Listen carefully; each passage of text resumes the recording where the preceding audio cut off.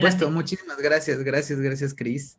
Pues bienvenidas y bienvenidos a esta sesión del día de hoy. Estamos de este lado Pepe Flores y Fi Requiem, que está ahí en un fondo azul bien locochón. Soy muy fan de su iluminación, la mera verdad.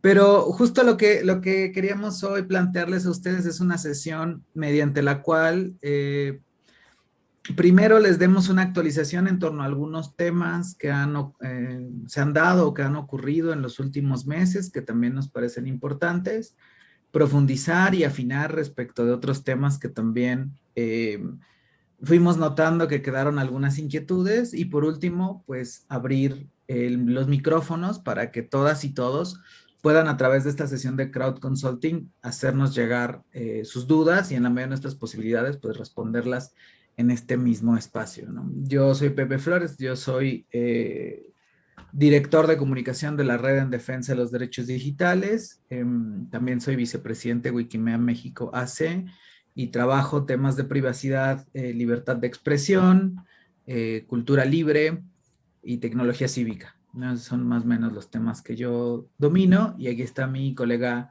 Fi. Fi, si quieres también darles la bienvenida. Hola, ¿cómo están?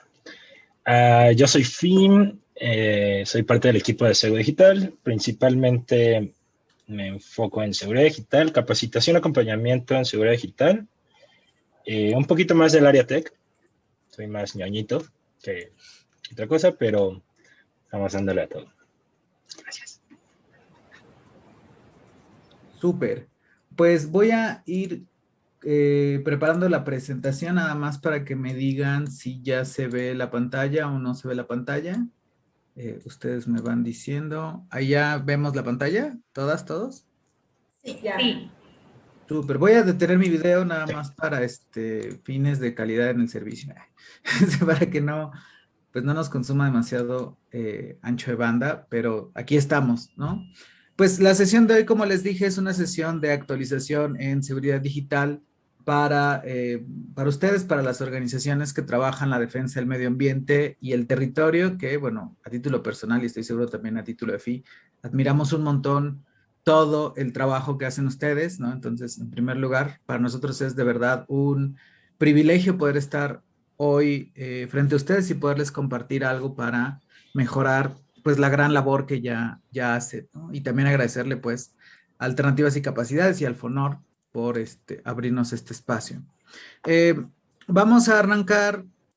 Yo soy más legaloso que Fi. Fi es más el tech guy el día de hoy, pero yo quiero hablar un poquito sobre la información, porque muchas de las medidas que se toman respecto de la seguridad digital pasan por una pregunta o pasan por una motivación muy profunda que tiene que ver, quiero proteger mi información personal, quiero proteger la información de mi organización, quiero proteger la información que considero valiosa, sensible, importante o que una persona o personas pudieran recibir algún daño si esta información es mal utilizada o se revela o se filtra o algo por el estilo. Entonces, para eso hay que entender primero qué son los datos personales, qué vamos a entender por datos personales sensibles, y a partir de ahí construir mecanismos o herramientas mediante las cuales nosotras y nosotros podamos protegernos mejor, ¿no? Entonces, voy a ir un poco rápido en esto para que la actualización no se lleve tanto y sea más la parte de la consulta. Pero los datos personales se definen como básicamente cualquier información que concierne a una persona física identificada o identificable, ¿no? Voy a ir aquí poco a poco explicando cada parte de esta definición, ¿no? En primer lugar, los datos personales pueden abarcar información objetiva o subjetiva acerca de un individuo, ¿no? Información objetiva puede ser cómo me llamo, por ejemplo, dónde vivo, o información subjetiva puede ser si en mi trabajo quizá alguien me hizo una evaluación y esa evaluación tiene impresiones acerca de quién soy, de cómo trabajo, cómo me desempeño, sigue siendo información personal respecto de mí o concerniente a mí como persona física. Esta información puede estar relacionada con mi esfera privada, que puede ser mi vida personal, mi familia, ¿no? Quiénes son mis padres, mi madre, mis hijos, mis hijas, o mi actividad, cualquier tipo de actividad que yo haga. Mi actividad laboral, donde trabajo, actividad económica, cuando gano, actividad social, a donde acudo, entre otras, como puede ser también mi información, por ejemplo, médica, ¿no? Si tengo algún padecimiento, si estoy casado o casada, cuál es mi estado civil, cuál es mi orientación sexual, etc. Y puede estar expresada en cualquier formato o soporte. Es decir, puede estar en un documento, digitalizada, puede estar en un papel, puede estar en múltiples soportes, ¿no? Entonces, toda esta información que concierne a esta persona o esta persona física es información personal. Aquí lo importante es ¿para qué sirve este tipo de datos personales, ¿no? En primer lugar, hacen referencia a quiénes somos, que es nuestra identidad, características que tenemos o comportamiento de una persona, un individuo. Y si esta información se utiliza para determinar o influir la forma en que somos tratadas y tratados o la forma en que somos evaluados. Por ejemplo, a lo mejor yo puedo saber dónde trabaja cierta persona, ¿no? Ya un ejemplo más sencillo, más ahorita. Yo quiero saber cuál es su edad. Yo quiero saber si ustedes tienen, a lo mejor alguno de ustedes tiene 25 años, alguno de ustedes tiene 35, otro tiene 49, otra persona tiene 56 y otra persona tiene 62. Porque quiero determinar en qué momento yo, Estado, les voy a aplicar una vacuna contra la COVID-19, ¿no? Entonces necesito yo saber un dato personal respecto de ustedes, ¿no? Que es una característica. Simplemente quiero saber cuál es su edad. A lo mejor no quiero saber quién tiene qué edad en este momento. Solo quiero saber qué edad para que en esa edad yo pueda determinar de qué forma te voy a tratar. En ese sentido, te voy a dar acceso o te voy a dar prioridad a que te apliquen una vacuna o no. Esta información se va cruzando y se va acumulando. Entonces yo, a partir de ciertas informaciones, también puedo identificar o inferir cuestiones de otra persona. Por ejemplo, si yo a Javier, a Carolina, a Mayra, a Gaby, a alguien llego y le digo, por favor, proporcióname tu CURP, tu clave única de registro poblacional, con eso yo puedo saber tu fecha de nacimiento. Entonces hay datos de los cuales se van a desprender otros datos. Entonces, yo quiero que ya me vacunes. Oye, pero ¿sabes qué? La edad no te da porque la CURP, que es el dato que tú me diste, me refleja que no tienes esa edad y por tanto no te identifico como una persona en ese grupo donde tienes que, eres susceptible o puedes recibir en este momento una vacunación, ¿no? Una persona decimos que es identificada cuando la información indica directamente a quién pertenece sin necesidad de averiguar más. Por ejemplo, nuestro nombre, ¿no? Yo me llamo José Flores y esa información no necesito averiguar más para saber que esa persona que dijo que se llama José Flores es José Flores. Una persona es identificable cuando su identidad puede determinarse directa o indirectamente mediante la información. No sé si alguno de ustedes, si pueden ir alzando la mano o reaccionar de alguna forma, jugó o alguno de sus hijas o hijos jugó un juego que se llama Adivina quién, que eran súper, sí, que era un juego de mesa donde ponías un montón de caritas de personas y hacías preguntas, ¿no? La primera casi siempre era el género, ¿no? ¿Es hombre o es mujer? ¿No? Entonces, si era hombre o mujer, bajabas o subías la carita, ¿no? ¿Cuál es el color de piel, ¿no? El color de su tez. ¿Utiliza anteojos o no utiliza anteojos? ¿Tiene bigote o no tiene bigote? Entonces, esos datos personales hacen identificable a una persona de manera directa e indirecta. Por eso, cuando nosotros y nosotras hablamos de temas de privacidad y hablamos de bases de datos, en realidad estamos hablando de estos cruces de datos. Entre más datos disponibles haya, aunque no seamos identificados a bote pronto, sí puede llegar el caso en que seamos identificables mediante toda esta información. E identificables no nada más quiénes somos, sino un montón de cosas. A dónde vamos, con quiénes nos juntamos, qué hacemos y quiénes se relacionan con nosotros y con nosotros. Si hasta acá, sí, yo sí tengo aquí por aquí, creo que la pestaña del chat abierta, o no recuerdo si sí la tengo. Ah, sí, aquí la tengo. Si alguno de ustedes tiene dudas, el chat aquí lo puedo ver y la voy leyendo también, ¿no? También para que no anden ahí molestando ahorita a Cris. Vamos a hablar de los datos. Está bien, vamos a hablar de los datos personales, pero hay datos personales que reciben una categoría especial de información, que son datos personales sensibles, ¿no?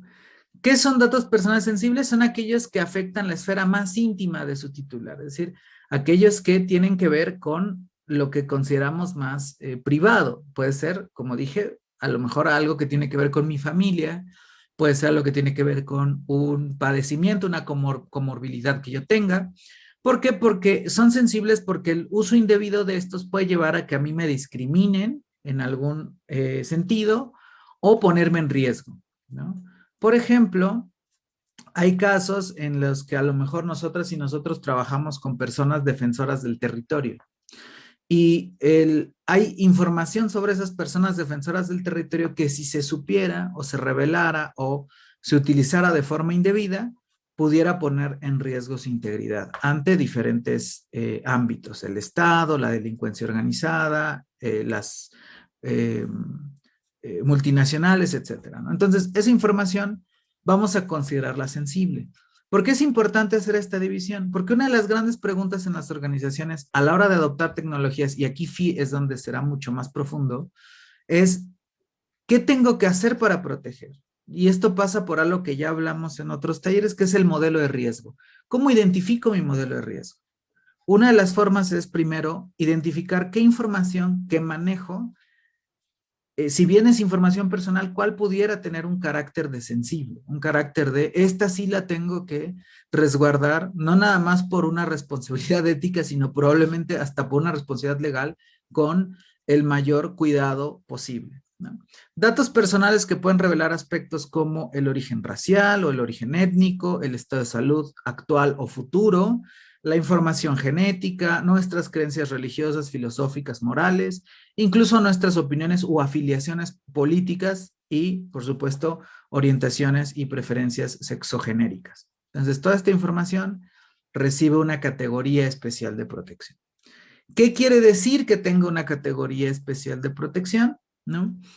Que estos datos requieren que en la ley que está establecido, tanto en la ley general de posesión de datos datos personales en posesión de sujetos obligados, como la Ley Federal de Protección de Datos Personales en posesión de particulares, es decir, una atiende a los particulares y otra lo que hacen las autoridades, se requieren algunas protecciones adicionales. Una es que no podemos generar bases de datos personales sensibles sin una justificación adecuada. A veces hacemos trabajo de campo, no nada más nosotros, sino también las autoridades.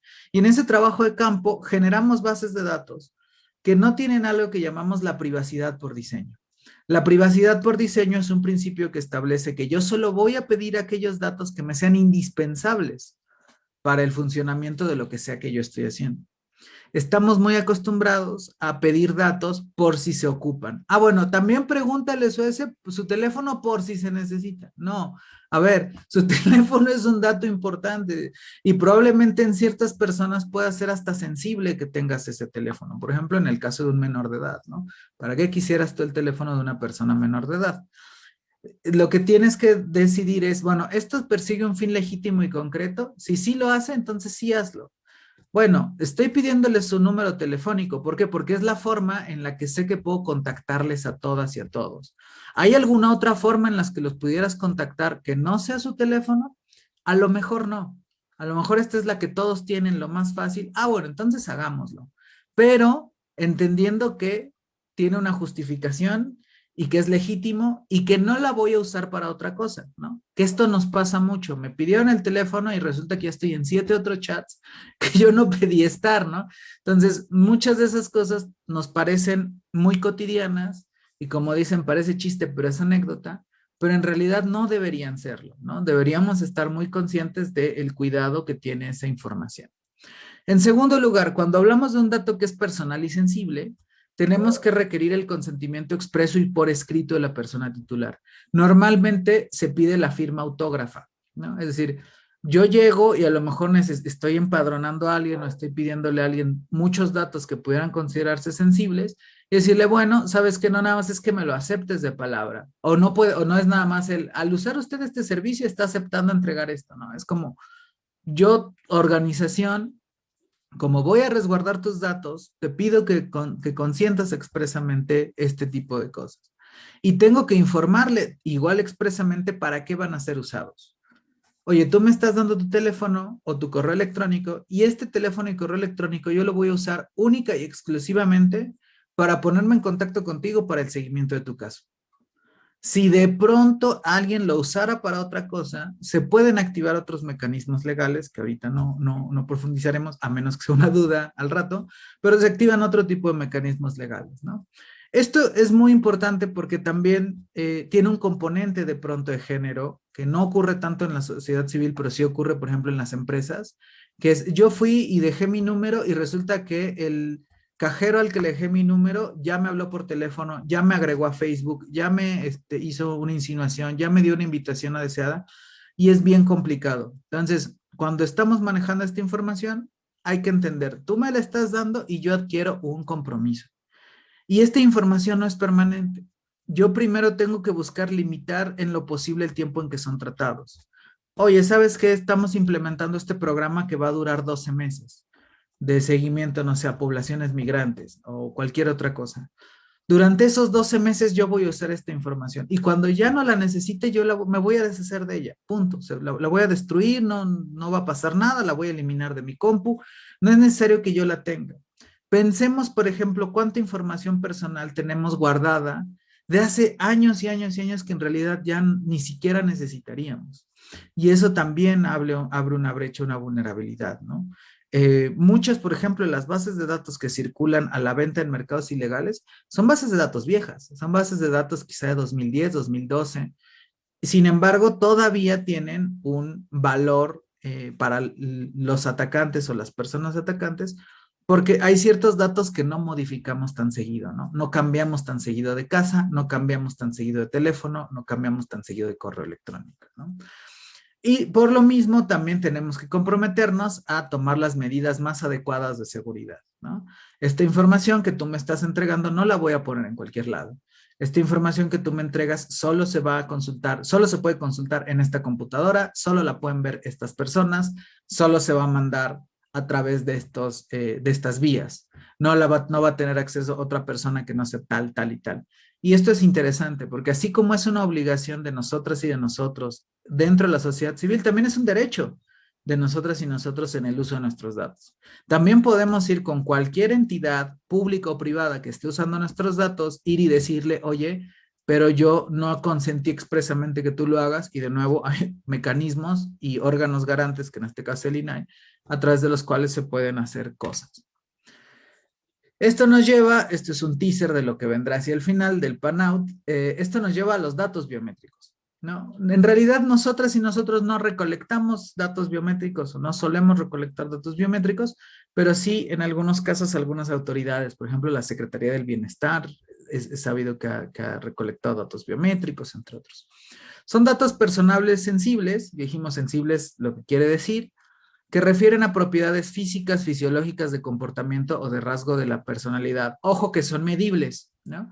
Por ejemplo, les pueden decir, mi foto es un dato biométrico. No necesariamente. A lo mejor tu foto puede ser un dato biométrico si cuando yo la proceso puedo medir ciertos elementos como la distancia entre tus cejas, la distancia de tu nariz, tus patrones biométricos, que en realidad ahí el dato biométrico es tu patrón facial, ¿no? Las mediciones mediante las cuales yo te podría identificar. Que repito, conciernen a una persona identificada, ¿no? Yo veo tu cara y sé que es Fi, yo veo tu cara y sé que eres Cristina, o identificable. Yo veo tu cara, pero resulta que eres la única persona de ojos azules y al ver que tienes ojos azules te puedo identificar, ¿no? Por ejemplo. Los datos biométricos tienen 4 características y es que son universales, únicos, permanentes y medibles. Universales quiere decir que todas las personas contamos con datos biométricos, ¿no? Los datos biométricos pueden ser el rostro, el iris, la voz, la huella dactilar, pero también, como dice, hay patrones de comportamiento. La forma en que firmo, la velocidad en la que escribo, por ejemplo, ¿no? Hay softwares que reconocen a personas a partir de la velocidad a la que escriben en la computadora, por ejemplo. El patrón de las orejas, e incluso puede llegar a ser tan compleja como mi información genética, como los bancos de ADN que proponen, por ejemplo, el gobierno de la Ciudad de México y otros gobiernos respecto de agresores, etcétera, ¿no? Todos esos datos se consideran datos biométricos y incluso hay datos biométricos genéticos. Universales es porque todas las personas, por predeterminado, contamos con ellos. Tenemos iris, o digamos en la generalidad tenemos iris, tenemos huella dactilar, tenemos voz, tenemos rostro. Son únicos porque nadie más tiene mi mismo iris, nadie más tiene mi misma huella dactilar, nadie más tiene mi mismo patrón de voz, ni tiene mi mismo rostro. Y son permanentes. Y eso los hace más riesgosos en caso de que se filtren. ¿Por qué? Porque mi huella tiene la ventaja que si yo dejo mi huella, pues sí, es inequívoco que si Gabriela puso su huella en el lector del trabajo, es inequívoco que vino a trabajar Gabriela, ¿no? Pero si yo lograra engañar a esa máquina para sacar un crédito en el banco, bueno, ¿cómo hago para decir que no fue Gabriela, ¿no? Por poner un ejemplo. Y por eso, por ser únicos y permanentes, se consideran como identificadores de una persona y finalmente, como les dije, son medibles. Y los datos biométricos, bueno, necesitan un tratamiento específico para que yo los pueda medir y yo los pueda utilizar. Esto es importante saberlo porque cada día se hace más común, y aquí ya le abro pista a FI, cada día se hace más común que haya tratamiento de datos personales sensibles y de datos biométricos por parte tanto de autoridades como de entidades privadas, que es el caso del PANAUT, que es del Padrón Nacional de Usuarios de Telefonía Móvil, que hablaremos hacia el final, y también de entidades financieras. La pregunta es si es viable presentar una demanda de amparo para evitar que el gobierno tenga nuestros datos biométricos. Es viable, solo tendría que estar muy bien justificado por qué el gobierno no debería recabar en específico ese dato biométrico. Pero sí, sí es viable. De hecho, es parte de lo que se está haciendo con el PANAUT y de eso hacia el final también puedo responder dudas, pero sí, por supuesto que es viable y por supuesto que también va a ser viable. Con la justificación, esto es legal, un poco tema legal, pero normalmente una medida tiene que cumplir a lo que se llama un test de proporcionalidad. Es decir, el test de proporcionalidad es una prueba tripartita, una prueba de 3 partes, donde se mide si una medida es idónea, necesaria y proporcional de forma estricta. Idónea quiere decir que si sirve para el fin que se busca, ¿no? Es decir, yo te quiero identificar. ¿Es idóneo que pida tus datos biométricos para identificarte? Sí, sí, es idóneo. ¿Es necesario que pida tus datos biométricos para identificarte? La pregunta de ¿es necesario? Responde a, ¿existe otra medida que sea menos invasiva o dañina para hacerlo? Y a lo mejor ahí yo sí puedo disputar. No, no es necesario, porque yo ya tengo una INE, entonces con que me pidieras mi INE me identificarías, no necesitas mi ojo, ¿no? Entonces ahí es donde se empieza a pelear. Es proporcional en el sentido estricto, es decir, existen otras alternativas mediante las cuales yo pueda hacer lo mismo o algo parecido sin que lesiones mis derechos. Sí, puede ser que sí, puede ser que a lo mejor yo no necesite recabar tus datos biométricos, a lo mejor simplemente pedirle al INE que comparta la base que ya tiene, por ejemplo, ¿no? Entonces sí, sí hay justificaciones, solo que eso ya entra en un terreno mucho más farragoso de lo legal, pero justo tiene que ver con lo que les decía al inicio. Siempre hay que preguntar cuál es el fin concreto y legítimo por el cual vamos a manejar datos de las personas. Si ese fin es concreto y es legítimo y está justificado, es muy probable que vayamos por el camino correcto. Si de pronto estoy tentado a pedir teléfonos, números, fotos, caras, todo, nada más porque a lo mejor lo puedo usar, entonces sí hay que ir prendiendo los foquitos de alarma. Y le doy paso a Fi, que es quien nos va a decir cómo proteger todos estos datos sensibles. Muchísimas gracias, Pepe. A ver, voy a compartir mi pantalla, pero necesito que dejes de compartir la tuya. Gracias. Listísimo. Perfecto. Solo si me confirman si ya están viendo mi pantalla. Perfecto. Bueno, lo que vamos a hacer es repasar un poquito algunos puntos básicos y algunas técnicas para resguardar toda esta información de lo que hemos estado hablando con Pepe. Hay muchas cosas más que se pueden abarcar, pero justo en el ánimo de repasar y agregar algún poco de información, nos vamos a ir con estos temas.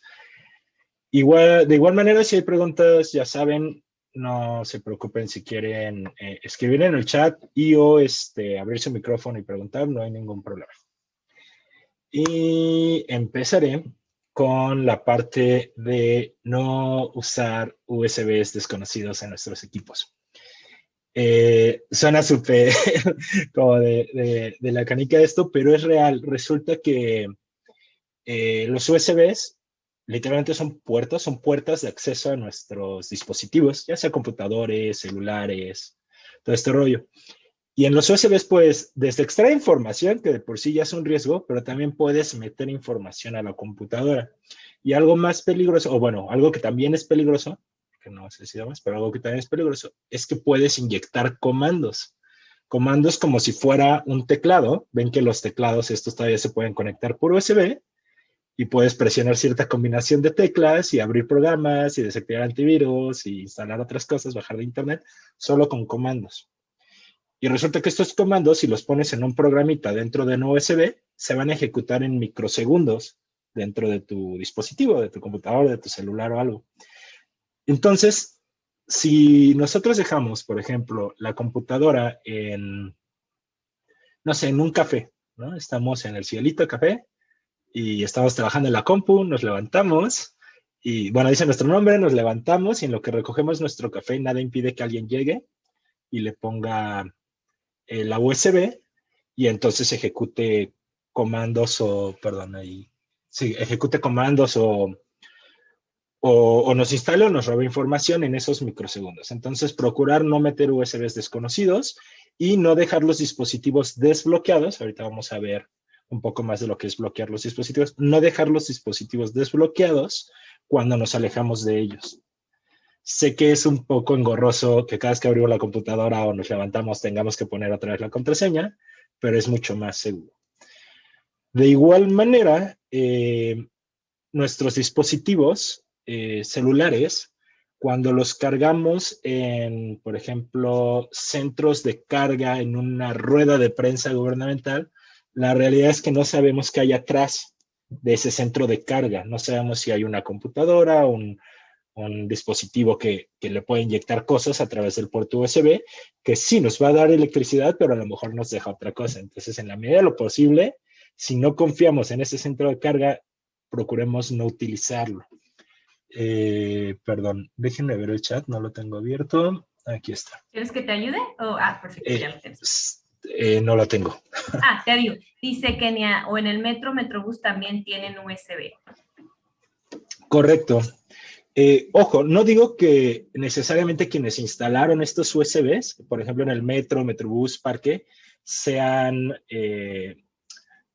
dispositivos maliciosos, pero nada impide que una persona cualquiera pueda como meterse sin que nadie lo vea y pinchar estos dispositivos, como en los cajeros, ¿no? ¿Se acuerdan que les ponen una camarita y un lector falso? No sé si han visto esos videos, que al cajero le pegan ahí una camarita y un lector falso y con eso te roban información de tu tarjeta. También se podría hacer con los dispositivos. Entonces, yo entiendo que necesitamos energía para sobrevivir con nuestros dispositivos en las junglas llamadas ciudades. Bueno, en general, pero procuremos no utilizarlos. Hay opciones. Hay unas cositas que se llaman filtros o data blockers. Vulgarmente hay quien los conoce como condones USB, y no son nada más que no tengo uno aquí a la mano. Bueno, no son nada más que un filtro que lo que hace es garantizar que solo pase corriente. Estos los pueden encontrar en Amazon. Igual ahorita les dejo ahí en el chat un enlace. Si ustedes consideran que van a estar cargando en distintas partes y quieren estar de una manera más segura cargando sus dispositivos, pueden utilizar estos. Otra técnica es literalmente poner cinta. Yo le pongo esta cinta, bueno, esto es para otra cosa. Yo les pongo esta cinta, la típica cinta azul para pintar, a mis puertos USB cuando estoy lejos, o sea, se los pego ahí donde van los USBs. Y de esta manera, si me alejo de la compu, pues es un poco más incómodo para quien quiera atacarnos, quitar la cinta, poner la USB y todo. Pero de cualquier manera, pónganle contraseña. Bueno,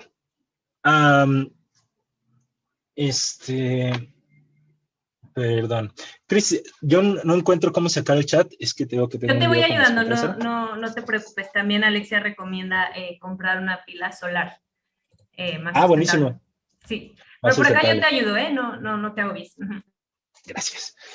Bueno, y junto con esto, mantener los dispositivos cerca.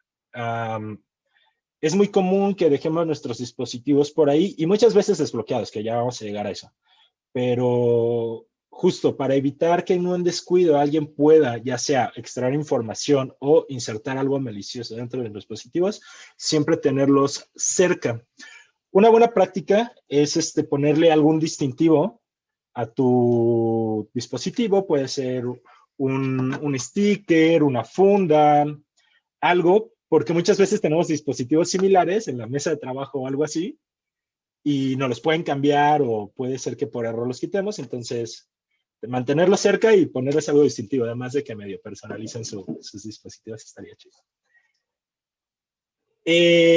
Ahora, si no podemos o si alguien accede a nuestro dispositivo, la primera defensa que tenemos es la contraseña o la manera en que bloqueamos nuestros dispositivos.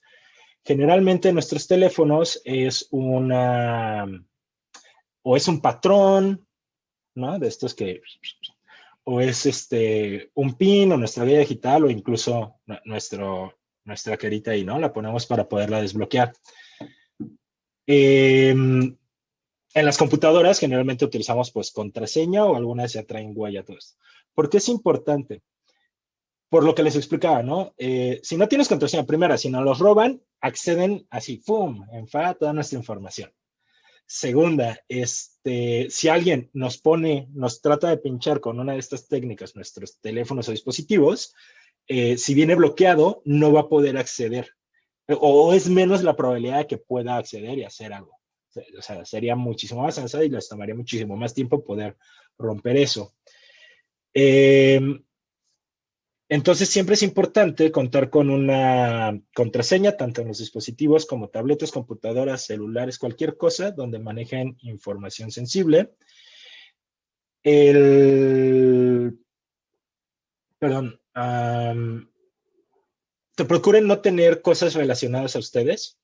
Por ejemplo, no utilicen sus fechas de nacimiento o el número de su dirección o algo que esté muy vinculado, porque eso sería muy sencillo deducirlo para alguien que les conozca un poco, ¿no? Y en el teléfono está esta guerra o esta onda de que, ¿qué es mejor?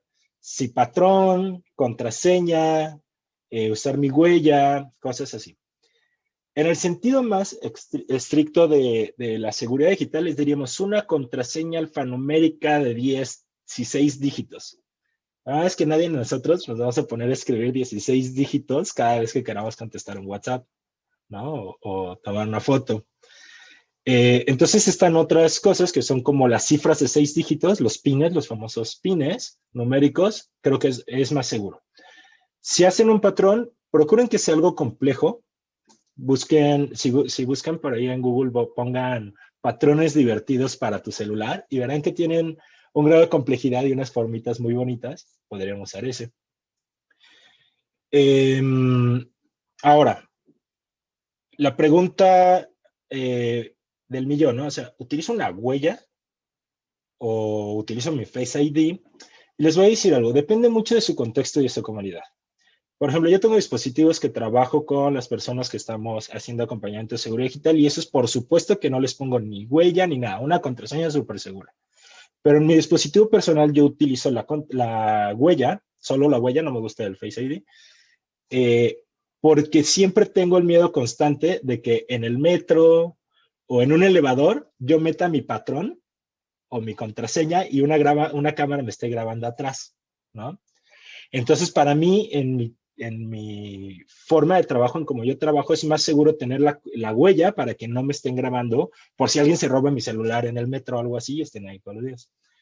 Pero la realidad es de que si yo estuviera en campo, a lo mejor no sería la mejor opción porque tendrían el acceso directo con mi dedo y eso suena bastante tétrico. Entonces, lo voy a dejar de esta manera. Es mucho más seguro tener una contraseña fuerte en tu dispositivo, pero ustedes pueden balancear su riesgo y la usabilidad que le quieren dar y la información sensible que tienen ahí y decidir, ¿no? Solo que sean muy conscientes de cuál están utilizando y procuren tenerlo más seguro, las medidas más seguras. De cualquier manera, siempre va a ser mejor contar con un patrón de bloqueo que con ninguno. Entonces, si es huellita, si es patrón o contraseña, adelante, el que más les acomode. Ahora, hace rato mencioné que la primera línea de defensa siempre es tener bloqueados nuestros dispositivos, una contraseña o algo que bloquee el acceso a nuestros dispositivos. Pero cuando todo falla y perdemos nuestros dispositivos, implosionaron, se formatearon o algo, digamos que la única manera de recuperar nuestra información es si tenemos un respaldo de nuestra información. Esta historia me gusta mucho de que alguna persona le dio mucha flojera ir a trabajar a los estudios de Pixar cuando estaban haciendo Toy Story 2. Entonces lo que hizo fue, se hizo una copia de toda la película, de todo el trabajo que estaban haciendo y se lo llevó a su casa. Por azares del destino, el respaldo que tenían en las bueno, el servidor donde estaban trabajando en la empresa de Pixar implosionó, así dejó de funcionar y no se pudo acceder a esa información. Literalmente, Toy Story 2 pudo no haber existido, de no haber sido porque una persona que le dio pereza ir a la oficina se hizo un respaldo y con eso lograron recuperar gran parte de la película. Pues dicho esto, doy por supuesto que en su labor ustedes recaban mucha información, estadística, personal, de transacción, de publicación, todo eso. Y probablemente si en este momento su computadora implosionara, decidiera así, dejar de funcionar, o su disco duro decidiera dejar de funcionar, pregúntense qué tanto les afectaría si no tienen respaldo de esta información. Un ejemplo, venía de Jalapa hace un mes y venía en la moto, guardé mi celular en mi chamarra, pero no cerré la chamarra y de repente mi celular se hizo polvo contra el pavimento. No tenía respaldo de contactos. Esto es por política propia, ¿no? Procuro no respaldar los contactos que tengo, sino que volverlos a cosechar. Pero también mis fotos del viaje, también algunos correos o algunas notas que tenía en el celular, pues no las tenía respaldadas y perdí un par de semanas de información. Tal vez no fue muy grave en mi caso, pero perdí esa información. Entonces, procuren tener un respaldo. Ahora, ¿cómo decidimos dónde hacer un respaldo, ¿no? Bueno, primero, ¿con qué herramientas, no? Porque hay una cosa que es como medio tortura, que es estar copiando carpetitas de un lado a otro. A nadie nos gusta. Hay herramientas.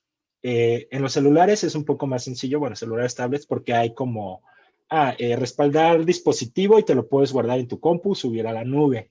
En las computadoras suele ser un poquito más complejo. El Mac tiene su Time Machine, que te facilita las cosas, pero Windows no es tan sencillo y existe una herramienta de código abierto que se llama Cobian Backup. Está, me parece que en la versión 11. Y lo chido de Cobian es que tú generas, bueno, de Cobian y Time Machine es que,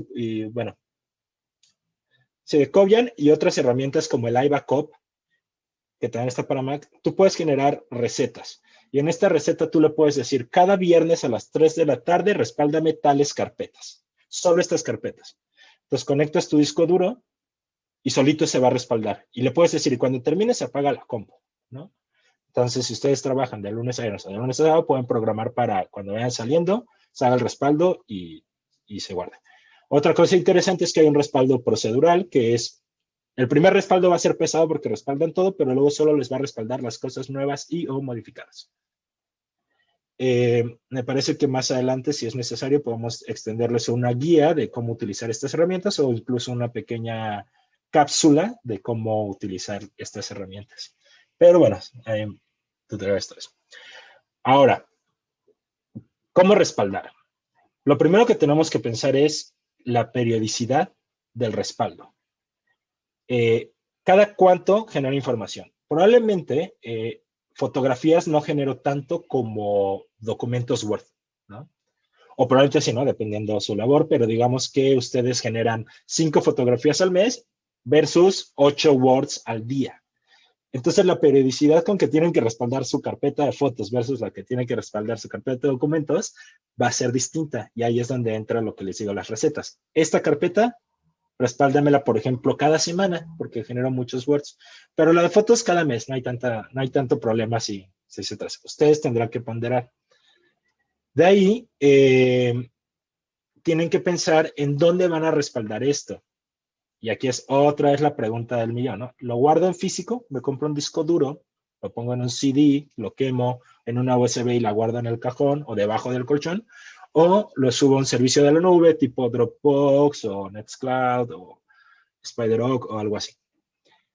De nuevo, la respuesta es depende de su contexto. Hemos tenido casos donde sí puede ser un riesgo que la información, la base de datos de personas donantes esté flotando en Google Drive, ¿no? Porque ya les ha pasado que les robaron la contraseña de su Gmail y con eso pudieron acceder a esa información. Entonces, en esos casos, ciertos grupos prefieren tenerlo bajo el colchón, ¿no? En casa, bajo el colchón. Pero también nos ha pasado que hacen allanamientos legales, que de legales nada, pero bueno, hacen allanamientos, se meten a oficinas o a las casas y sacan del colchón el respaldo físico. O nos ha pasado que hay personas que empiezan a seguir hay gente que me empieza a perseguir a personas cuando salen del trabajo y los asaltan en la combi y les roban el celular, ¿no? O el dispositivo que traen en físico. Entonces, chequen, para eso está la medición de riesgo que hablamos la otra vez, donde podamos identificar quiénes son los posibles agresores.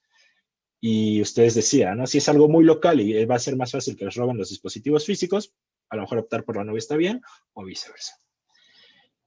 Y luego viene otra parte, que es la del cifrado de discos. Y esto va muy relacionado a lo que nos decía Pepe sobre qué tan sensible es la información que queremos resguardar. Probablemente mis selfies de vacaciones, pues no pase mucho si alguien me roba esa información, si alguien se roba el disco duro donde guarda esas fotos, ¿no?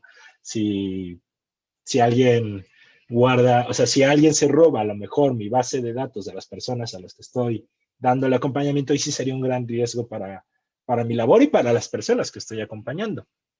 Entonces ahí decido que eso es más sensible y por eso voy a cifrar esa información en mis respaldos.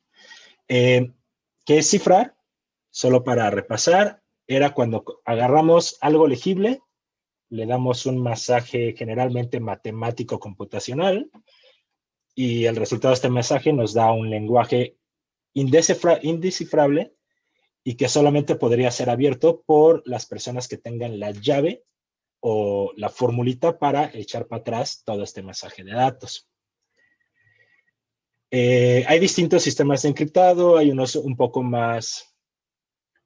bueno, todos pretenden irse a lo más seguro, pero hay algunos un poco más complejos que otros.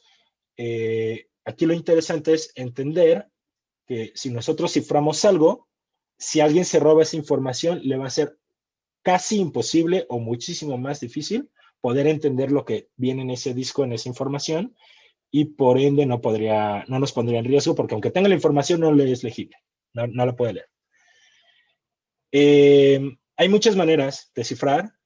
Por ejemplo, para cifrar contenidos dentro de nuestras computadoras o dispositivos, existen herramientas que te puedes descargar, algunas son libres, otras son de pago, como TrueCrypt, como Ascrypt, VeraCrypt, Free Encryption. Algunos los tenemos aquí. Estos te los instalas, te creas una cuenta y se acuerdan esa llave de descifrado, esa llave o esa formulita la maneja el software, pero aparte ustedes le ponen una contraseña extra. Entonces ustedes pueden tener en sus dispositivos carpetas cifradas. Y es muy simple. Se instalan el programa, generan una contraseña y les va a pedir ahí que muevan el mouse y hagan movimientos aleatorios para generar un algoritmo aleatorio, con insumos aleatorios, para que la forma de cifrado sea única para ustedes. Esto está muy bonito porque no es que el programa tenga una forma de cifrado y se las ponga a todos igual, sino que ustedes crean su propia forma de cifrado, por así decirlo. Dicho esto, ustedes pueden crear sus carpetas cifradas en su escritorio, meterlas ahí e incluso subir estas carpetas y archivos a servicios de la nube como Google Drive o Nextcloud o, perdón, Dropbox o todos estos. Y por otro lado tenemos los canales cifrados. Una cosa es cuando tú guardas el contenido cifrado, que en este caso es nuestro documento Word o nuestra foto. Y otra cosa es el canal por donde vamos a mandar ese documento Word o esa foto a un servidor o a otra persona.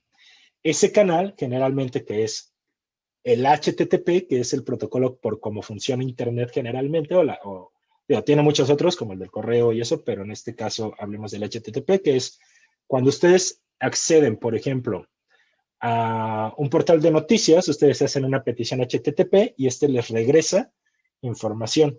Cuando meten su nombre de usuario a Gmail a través del navegador, ustedes mandan información HTTP y ellos les regresan HTTP.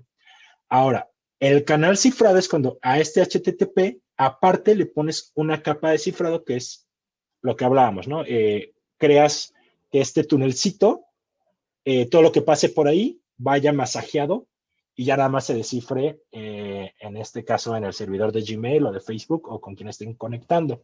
Esto es el HTTPS, que es lo mismo, el Hypertransfer Text Protocol, seguro. Entonces, cuando ustedes utilizan un canal cifrado, lo que evitan es que una persona a la mitad pueda leer lo que dicen. ¿Quién sería una persona a la mitad? Alguien que se conecte a su router.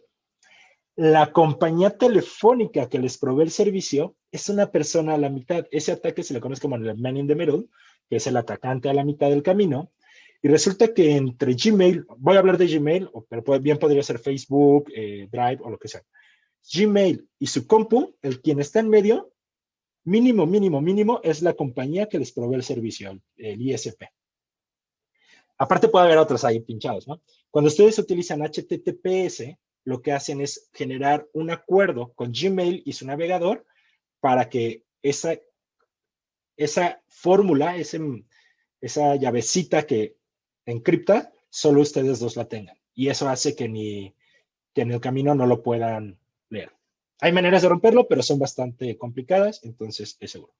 Ahora, para la mensajería, las aplicaciones como WhatsApp, Signal, Telegram, todo eso utilizan este canal seguro.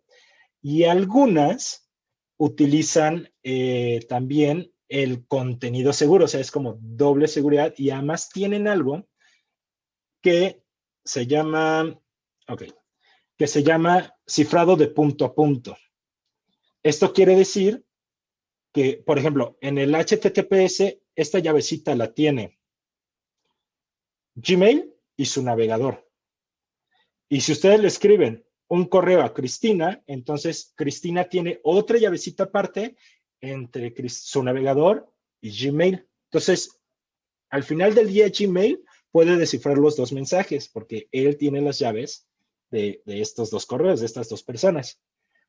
En los mensajes como Signal o WhatsApp, donde les dicen de punto a punto, las llaves solo la tienen entre ustedes. Aunque pase por un servidor como el servidor de WhatsApp, en este caso, las llaves solo están en sus dispositivos. Entonces, mi WhatsApp puede leer lo que dice su contenido. Ahí está un poco la diferencia entre cifrar canales y cifrar contenidos.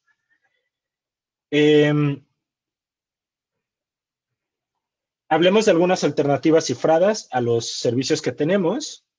A los servicios que tenemos tradicionalmente. Cuando nosotros usamos Gmail, Outlook o correos convencionales, como les explicaba, el proveedor del servicio que sería Gmail o de la aplicación, puede leer nuestros contenidos. es así como Gmail nos puede poner o sugerir cosas en el calendario. O sea, ay, te pongo esto en el calendario o te da como ciertos datos. Es su modelo de negocio. Pero si ustedes quieren tener una conversación donde ni siquiera Gmail ni nadie se entere, pueden utilizar una alternativa que es Tutanota o ProtonMail. Hay otros más, pero bueno, hemos considerado que estos son de los más sencillos. Y funciona de la misma manera. O sea, ustedes en su navegador tienen una llave de descifrado y la otra persona tiene, con su propio correo Tutanota o ProtonMail tiene otra llavecita y ustedes se mandan mensajes como si fuera un correo normal, pero la realidad es que en el servidor está cifrado y no podrán acceder a ello. Para videoconferencias usamos Skype. Algunas personas usamos Skype, otros Hangouts, que ya es Meet. Usamos Zoom, lo cual está muy bien porque nos da muchas herramientas muy poderosas para llevar estas conversaciones, pero si quisiéramos una conversación más segura, les recomiendo utilizar meet.jit.c. Ahí debo corregir, es jit.c.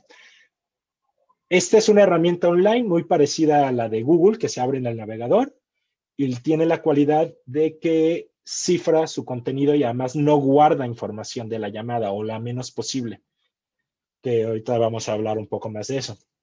Y alternativas a Google Drive y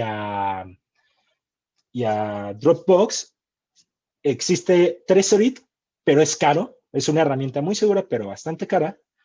Está Nextcloud, que es una herramienta muy buena, pero esa la tienen que autoalojar, entonces tiene un componente técnico que se debe cubrir.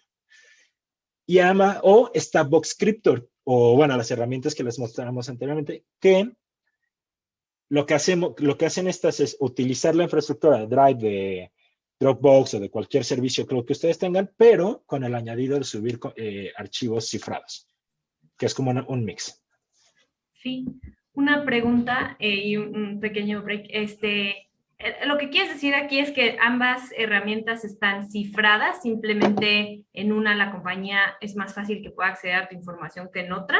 Es decir, si yo mando un Gmail a Caro, por ejemplo, está cifrado ese mensaje, pero es más riesgoso que la compañía pueda verlo. Esa es la duda. Ok, si entiendo, la pregunta es, cuando nosotros estamos solo cifrados de canal, del túnel, es, digamos, nuestra conexión a Internet, por así decirlo. Entonces, cuando tú te conectas con YouTube, con Facebook o con Gmail, cualquier otro que tenga HTTPS, solo la compañía puede leerlo. En este caso, HTTPS hace que las compañías como Gmail, Google, todo eso puedan leer tu contenido. No quiere decir que activamente lo esté ahí una persona leyendo, pero tienen algoritmos que pueden leer y también puede caer un requerimiento de una orden judicial que les diga, tienes que darme esta información. ¿No? Creo que ahí el presidente legal nos puede explicar más, Pepe. Pero... Y en el otro, no importa que llegue una orden judicial, por ejemplo en WhatsApp, donde es de punto a punto, o en Tutanota, o en Jitsi, o en Wiring Signal, porque el contenido va a estar cifrado. Entonces, aunque se los entreguen, esta orden judicial, quien requiera esta información, no va a poder entender la información, ¿no? Aunque la compañía lo entregue. Esa es la ventaja. Genial. Entonces, la S es la clave, en resumen. Más o menos. Sí. Ok. Sí. Si quieres, ahí también puedo entrar un poquito. Adelante. Sí. Gracias. Sí, no. Lo que Fi se refiere con el protocolo, el HTTPS, es justamente que el canal a través del que pasan los paquetes de datos está cifrado.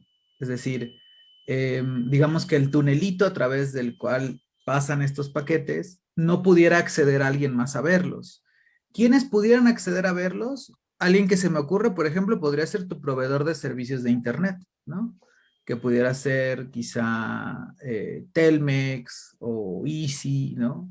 O, como dice Fi, un atacante en el medio, ¿no? Alguien que te conectaste en algún lado y quiere entrar a ver, no va a poder. Pero eso no quiere decir que el contenido de eso que está viajando en ese túnel opaco, o digamos en ese túnel que está protegido, esté cifrado por sí mismo. Cuando ya va un cifrado de punta a punta, lo que quiere decir es que el contenido lo revuelvo, lo reescribo lo pongo ininteligible, de modo en que incluso si alguien pudiera interceptarlo, no le va a entender, ¿no? No se va a dar no va a poder descifrarlo porque con el ejemplo que dio Fi de las llavecitas, no tiene la llave para decodificarlo. Esas son, digamos, como las diferencias. Genial, gracias. Y quizá ahorita, Fi, no sé si lo vas a mencionar o más o menos, Alexia tiene una duda, pone, muchos compañeros tienen la duda que WhatsApp están dando o impidiendo nuestra información y se envían mensajes o cadenas de alerta que lo debemos de eliminar del celular. ¿Es lo correcto? ¿Se recomienda? Ahora más adelante Pepe nos va a hablar un poco más sobre WhatsApp y sus políticas de información. Sí, justo pero, ok, justo ahora. Solo spoiler, aunque WhatsApp no puede acceder a nuestra información, puede, o sea, al comentario, a la foto o al texto que nos mandamos, a eso no puede acceder. Pero entre quién se lo mandan, cuánto pesa esa información, quiénes son tus listas de contactos y otro tipo de información sí puede acceder. Entonces, la conversación está segura, pero digamos que las pistas pueden, si las pistas que dejamos en esta conversación, sí las puede acceder Facebook y lo hace.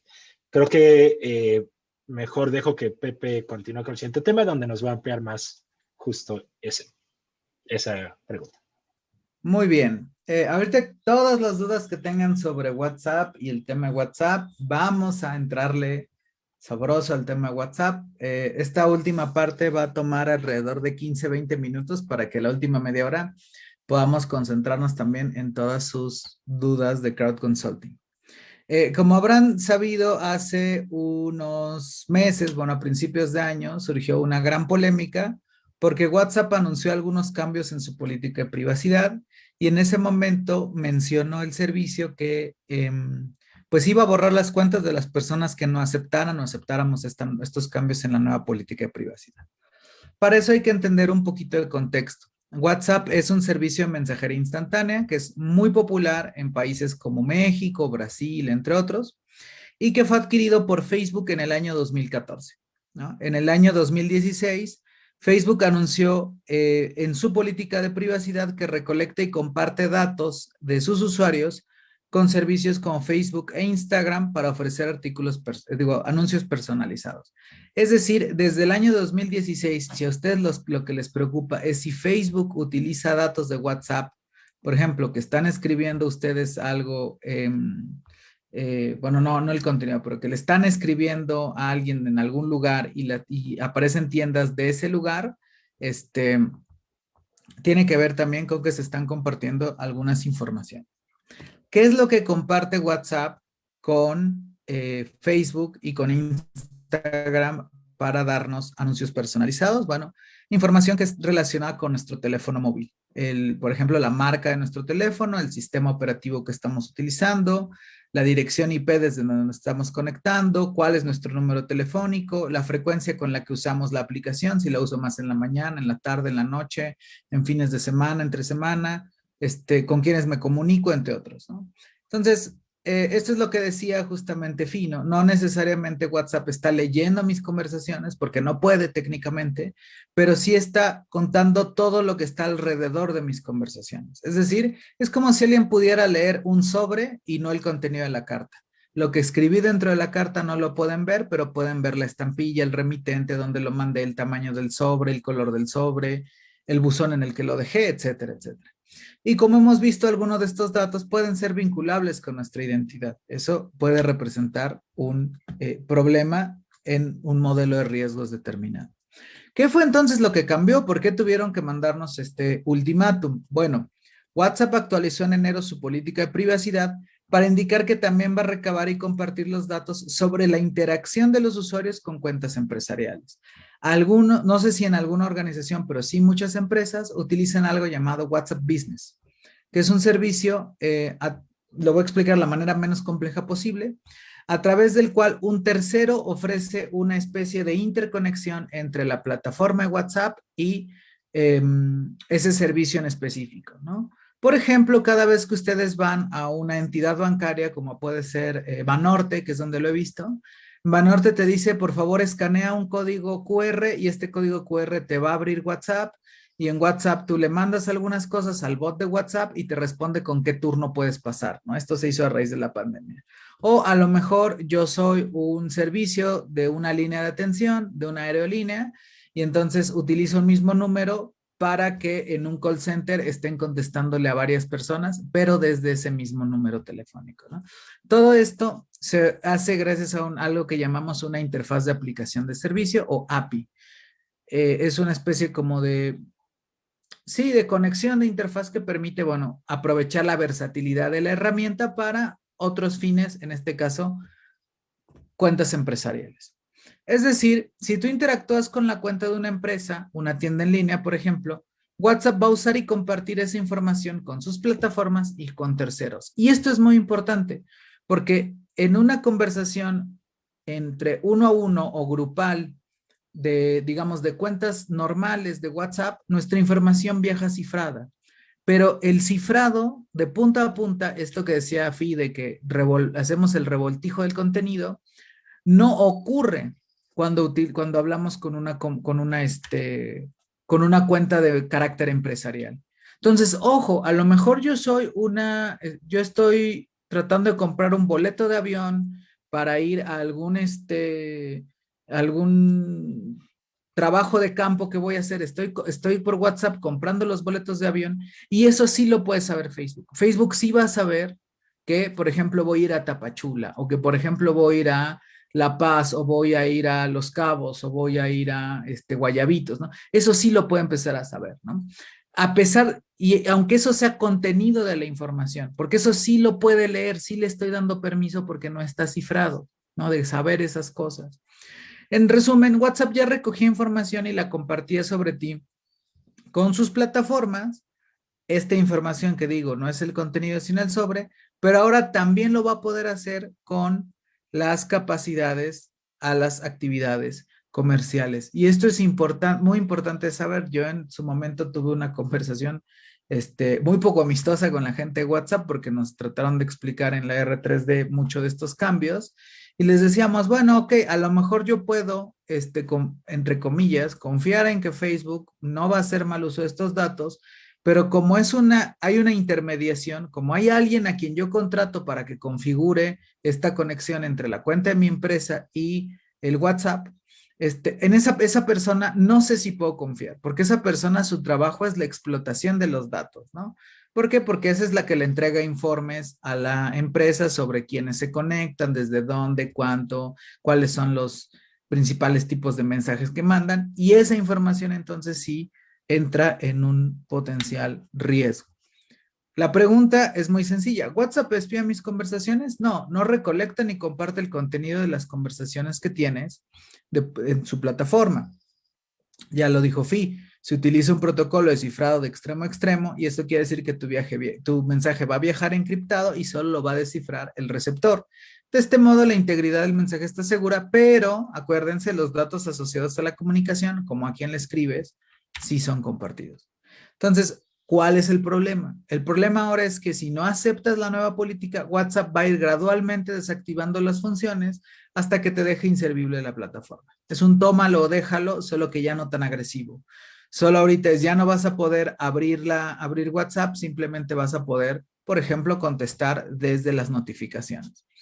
Si eliges quedarte, vas a aceptar que los datos vinculados con tu actividad se compartan, sobre todo aquellos con cuentas empresariales. Recuerda que esa información se puede vincular con quién eres, a dónde vas y con quién hablas. Y de nuevo, también depende qué servicios uses, ¿no? A lo mejor estoy contactando una pastelería y no me importa tanto, pero quizás sí estoy hablando con una aseguradora o estoy hablando con un banco o estoy hablando con una aerolínea, sí me parezca más problemático que se compartan esos datos.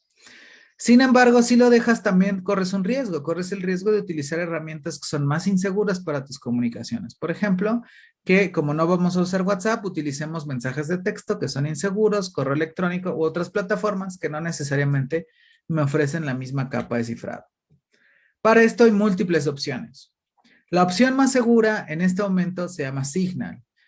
al igual que WhatsApp, cuenta con un cifrado de extremo a extremo, por lo que tus conversaciones van a estar protegidas. De hecho, Open Whisper Systems, que es la empresa, bueno, no la empresa, la organización que está detrás de Signal, es a quien le comisionaron el cifrado de extremo a extremo a WhatsApp. Entonces, vas a estar usando el mismo protocolo de WhatsApp en Signal, ¿no? Entonces, es muy seguro. Lo que sí tiene Signal es que no va a conservar ningún dato de tu actividad más allá de tu número telefónico. Recientemente, por ejemplo, el Departamento de Justicia de los Estados Unidos le hizo una solicitud a Signal de, oye, quiero saber toda la información de con quién habló, a quién le escribió, de dónde recibió mensajes esta línea, y Signal le entregó literalmente una hoja en blanco. Fue muy sonado porque nada más le dio una hoja en blanco. Le dijo, no puedo entregar información si yo no conservo información. Entonces, nada de eso se conserva. Es decir, no lo comparte ni lo intenta asociar a tu identidad porque al ser una fundación no depende de publicidad. Y además Signal va a incluir otras herramientas de privacidad como difuminar los rostros de las personas en las fotos que compartes o que puedas utilizar, redirigir tus llamadas a través de servidores seguros, como esto que decía Fi de utilizar meet.jit.si, ¿no? A través de un servidor seguro, que por ahí se vaya la llamada y todavía más minimizar, por ejemplo, el riesgo de algún tipo de intervención si estoy, por ejemplo, hablando con haciendo un acompañamiento con una persona víctima que pudiera, o con algún tema que pudiera considerar yo de extrema sensibilidad. Otra plataforma que ha sonado mucho es Telegram, ¿no? Y muchas personas han migrado, de hecho, a Telegram. ¿Qué pasa con ellos? Es una plataforma de mensajería popular, pero no es tan segura como parece. No ofrece el cifrado extremo a extremo por defecto. Es decir, no todo lo que yo hable por ahí va a estar protegido, va a estar cifrado. Para hacerlo, tengo que abrir una función que se llama chat secreto. Si abro el chat secreto, entonces sí, estoy comunicándome de manera segura. Ojo, pero esto solo puede ser en conversaciones de uno a uno. Si yo quiero abrir un chat grupal y ponerle este cifrado, no lo voy a poder hacer. Telegram almacena muy poquita información de sus usuarios, casi siempre es la información de contacto, el nombre de usuario y información relativa con sus contactos, pero como dijo Fi, puede compartirla si es solicitada por una autoridad judicial. El tema de las autorizaciones judiciales, ahorita que hablemos del pan-out, lo explico bien porque de pronto puede ser medio complejo, es medio abogañol, pero ahorita se los pongo de una manera bastante más sencilla, ¿no? Lo que sí deben evitar es no se comuniquen por Facebook Messenger o por el chat del Instagram. Bueno, o sea, sí, si quieren hacer como, vas a ir a comer, pues a lo mejor sí, ¿no? ¿Quieres ir a comer comida libanesa y quieren ver mañana anuncios de falafel en su Instagram? Bueno, adelante, no hay ninguna bronca. Pero si van a hacer cosas que pudieran ser relativamente sensibles, sí traten de evitarlo a toda costa, porque Facebook Messenger, sí, en sus términos y condiciones, indica que recaba y comparte la información sensible de tu actividad entre tus servicios y con terceros. Es decir, Facebook sí puede leer lo que estás conversando y extraer información de ese contenido, incluyendo las imágenes y los videos que envías de la plataforma. Cuando nosotros tomamos una foto, la foto captura algo llamado metadatos, que son datos asociados a la foto. Algunas o algunos de ustedes que tengan una cámara profesional o cualquier tipo de cámara y han usado plataformas, por ejemplo, como Flickr, cuando la subes, incluso te dice la hora en que se tomó, el lugar donde se tomó, el modelo de cámara que lo tomó, la apertura del diafragma y la velocidad en la que se tomó. O sea, toma un montón de datos, ¿no? Entonces, muchas imágenes que a lo mejor ustedes están creyendo que son inofensivas, pudieran tener una bronca. Yo estoy haciendo un trabajo de campo, por ejemplo, y en ese trabajo de campo me pide a alguien que mande evidencia fotográfica. Ah, súper. Tomé una evidencia fotográfica, tomé una foto donde yo digo, ¿sabes qué? Viendo esta imagen no se puede inferir dónde estoy, pero a lo mejor examinando los metadatos sí. ¿Por qué? Porque resulta que mi teléfono es súper chismoso e incluye la ubicación geográfica de donde estoy.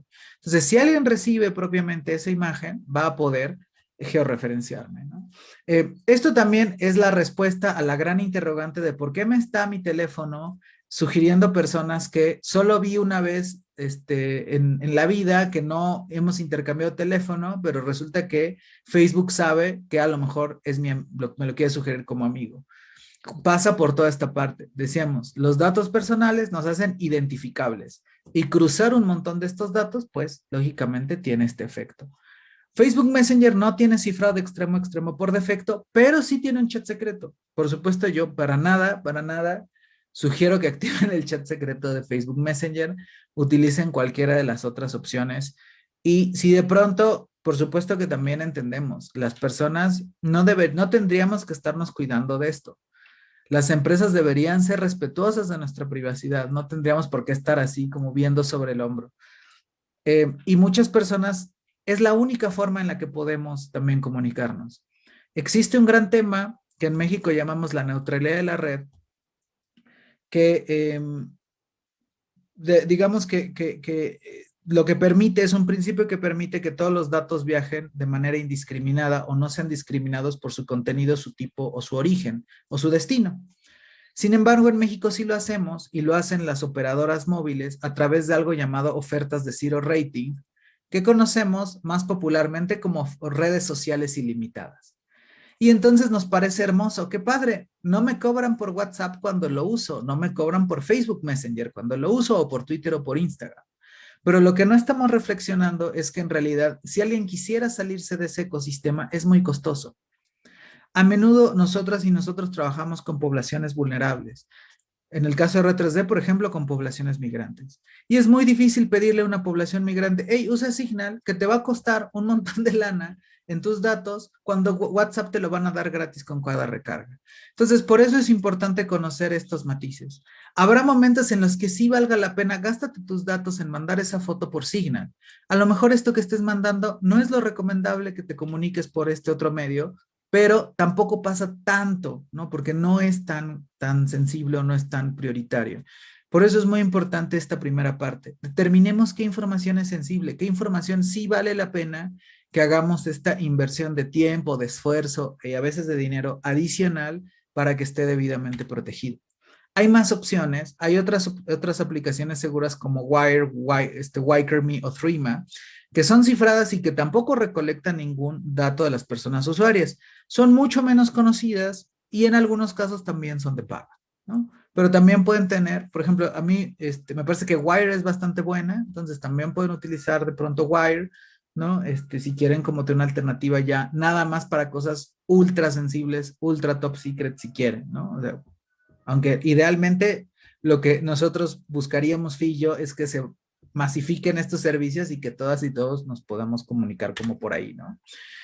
Siempre revisen también la configuración de seguridad y privacidad de las aplicaciones de mensajería que utilicen. Por ejemplo, tener activa la verificación de 2 pasos, desactivar que por predeterminado se comparta cierta información con anunciantes, etcétera. Créanme, no va a pasar nada. O sea, si desactivan no quiero recibir anuncios personalizados, ni se van a dar cuenta, ni se van a dar cuenta si los anuncios eran personalizados o no. Simplemente se van a empezar a percatar que su teléfono ya no los escucha tanto como antes, ¿no? Como si en algunos momentos, pues, inferimos que el teléfono como tal está deduciendo cosas sobre nosotros y nosotros. Y por supuesto, la recomendación de oro. Si vas a compartir o comunicar información de carácter sensible, prefiere un servicio de cifrado extremo a extremo para proteger el contenido de tu conversación. Voy a mandar la nómina, voy a mandar la base de datos de esto que estamos trabajando. Ok, entonces hazle caso a Fi, cifra en la carpeta en donde está esto, guárdalo con una contraseña y luego mándalo por un servicio de cifrado extremo a extremo. Cuando tú sales de tu casa, cierras con llave. Y a veces no nada más le pones una llave, a veces le pones 1, 2, 3 llaves, ¿no? Aquí hemos decidido sacrificar comodidad por seguridad y imagínense que nuestra casa se pudiera abrir todo el tiempo nada más apretando un botoncito o con un sensor. Y también justamente lo que dice Fi, particionar nuestras identidades y nuestras actividades, ¿no? Es decir, esta identidad utiliza para estos temas este servicio y esta otra identidad utiliza estos servicios para estas otras actividades y tenerlos muy claros. No usaríamos la misma llave para el coche, la casa y el trabajo.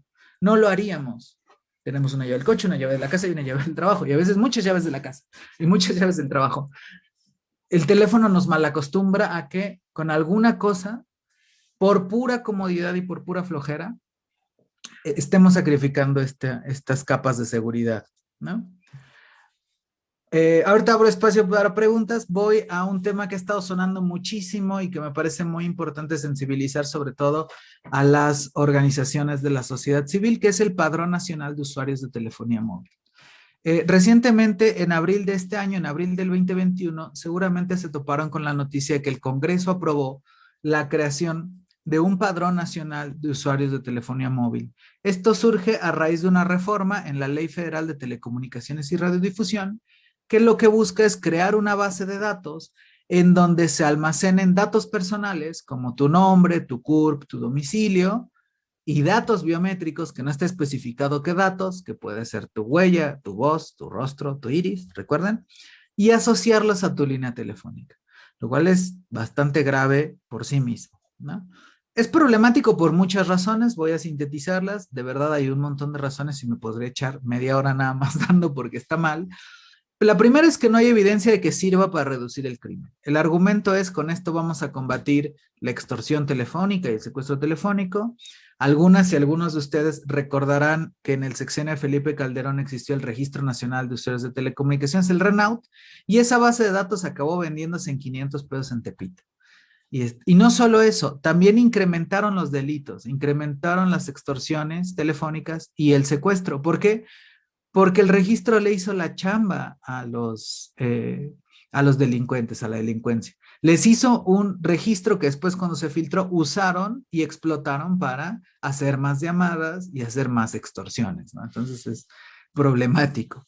Además es súper fácil de evadir, ¿no? Es como si dijéramos, ahorita el registro de armas evita, que la gente cometa delitos con armas. No, lo que ocurre es que se utilizan armas que se compran por fuera. ¿Qué es lo que pasa? Bueno, yo puedo eludir este padrón utilizando técnicas como robo de celulares, clonación o suplantación de tarjetas SIM y el uso de servicios de voz sobre IP. Sobre el uso de los datos biométricos, el SAT, la Secretaría de Relaciones Exteriores y otros, ahorita Alexia, con mucho gusto, hablo sobre esos pequeños matices, ¿no? El Padrón Nacional de Usuarios de Telefonía Móvil es contrario a tu presunción de inocencia. Esto quiere decir que, de acuerdo a la reforma, todos aquellos actos jurídicos que surjan de una línea son atribuibles a su titular. En pocas palabras, si alguien roba o suplanta tu línea y con eso la usa para un crimen, tú tienes que acreditar que no fuiste tú. Porque erróneamente piensa el padrón que todas las personas titulares de líneas somos usuarios de líneas. Y eso no pasa. A lo mejor ustedes, bien sencillo, están usando un teléfono que les pagó el trabajo. El titular de esa línea es el representante legal de su organización, no son ustedes. A lo mejor ustedes tienen un hijo o hija adolescente al cual le dieron un teléfono y ustedes contrataron esa línea. Entonces, la persona usuaria es su hijo o hija, pero ustedes son la titular. O tengo un padre o madre que es mayor y yo le pago el teléfono, yo le compré el chip. Entonces, ¿qué es lo que pasa? Bueno, resulta que yo a mi papá le compré un teléfono, a él se lo robaron en el microbús y ese teléfono se usó para un crimen. Y entonces quien acaba pagando el pato a lo mejor soy yo, ¿no? Entonces, es muy complicado. El padrón también concentra toda la información, incluyendo estos datos biométricos que, como dijimos, son únicos y permanentes, en una base de datos que es centralizada, lo cual hace sumamente atractiva a ataques informáticos.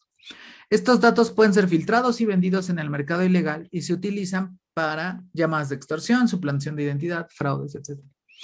Imagínense lo problemático que es que ahorita, si alguien utiliza una copia de su INE y saca un crédito a su nombre, lo difícil que es deshacerlo, ¿no? Pero al final sí lo pueden hacer. Voy y cambio mi INE, voy y cambio mi dirección, o alguien comprometa su correo electrónico. Ahora imagínense que lo que se comprometió es su huella digital, que no pueden cambiar. Ya van a vivir toda la vida con esa preocupación. ¿Por qué lo del SAT es problemático, pero no es tan problemático? Y eso es bien interesante. El Padrón Nacional de Usuarios de Telefonía Móvil comisiona de alguna forma a que quienes recaben los datos sean las operadoras telefónicas. Entonces, cuando yo voy al SAT, yo sé que fui a una oficina del SAT y puse mi huellita en el SAT y donde están mis datos guardados en toda esa cadena de custodia de datos es el SAT. Yo fui, puse mi huellita y si alguien filtra esos datos, sé que fue el SAT.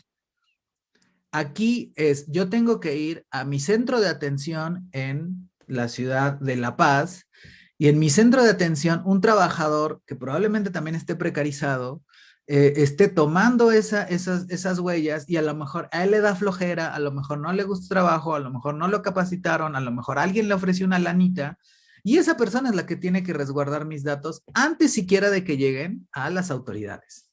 Entonces la cadena es todavía más débil porque eso no nada más es un centro de atención, es todos los centros de atención en toda la República. Entonces, por eso digo que hay también matices. Ahora, la e-firma, que es el documento que te proporciona el SAT, no la utilizas para todo. La e-firma la utilizas para presentar tu declaración anual o tu declaración mensual o para algunas cosas que validas. Ojo, la e-firma es súper valiosa.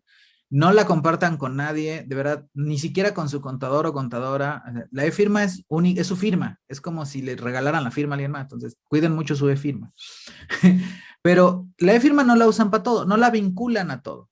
Tu número telefónico, sí, probablemente tienes tu número telefónico en Facebook, probablemente tienes tu número telefónico en Instagram, probablemente tienes tu número telefónico en el servicio donde pides las pizzas, en Uber Eats.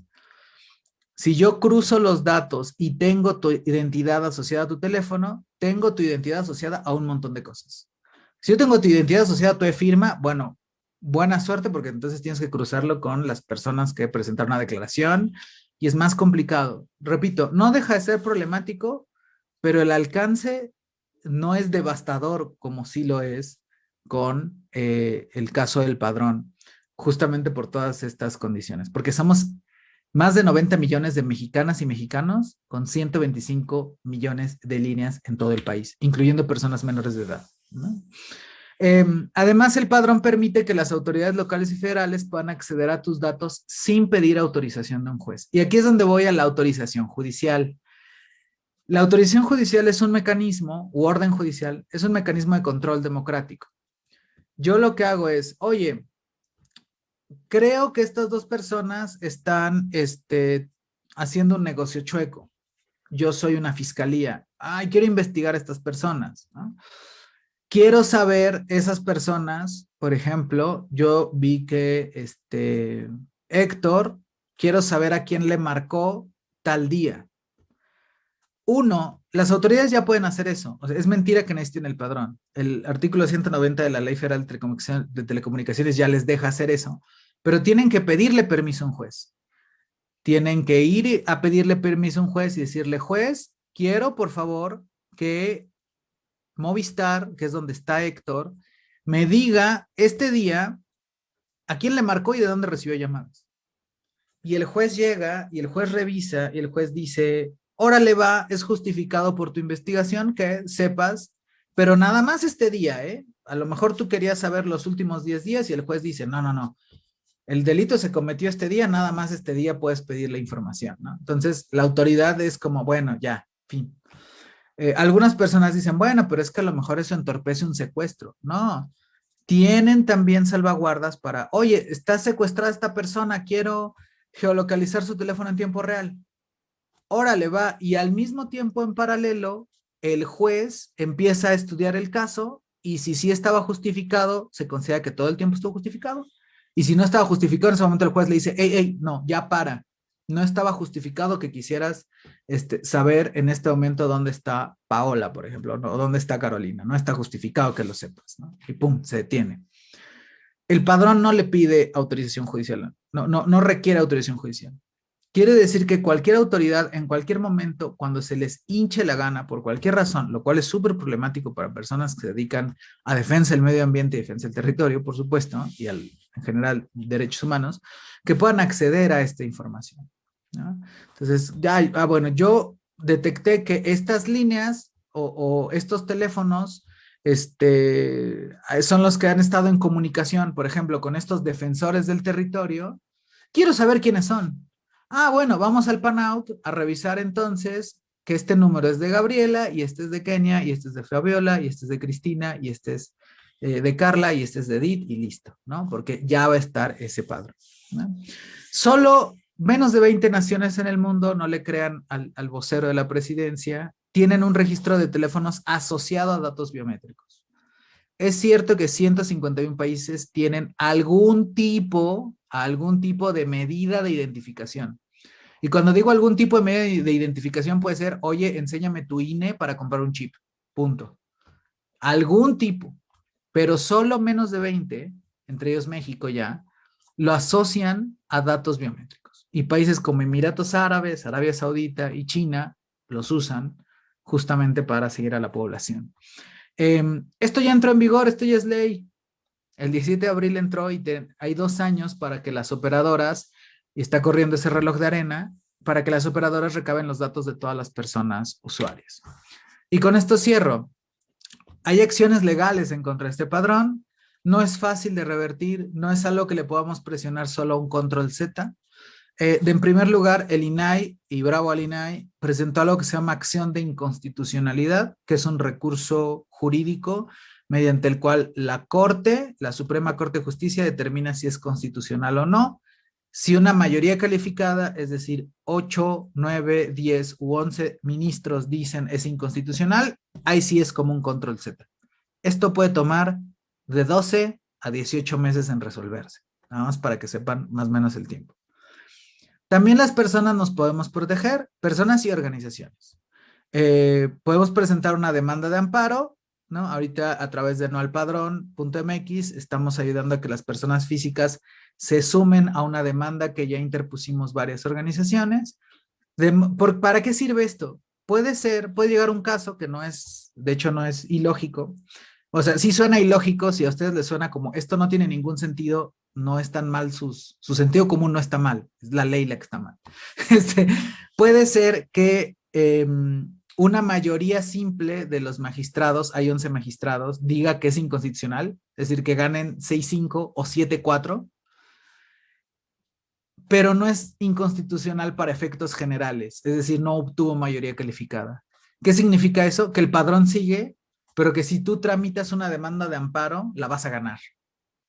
O sea, es una cosa muy tonta, de verdad.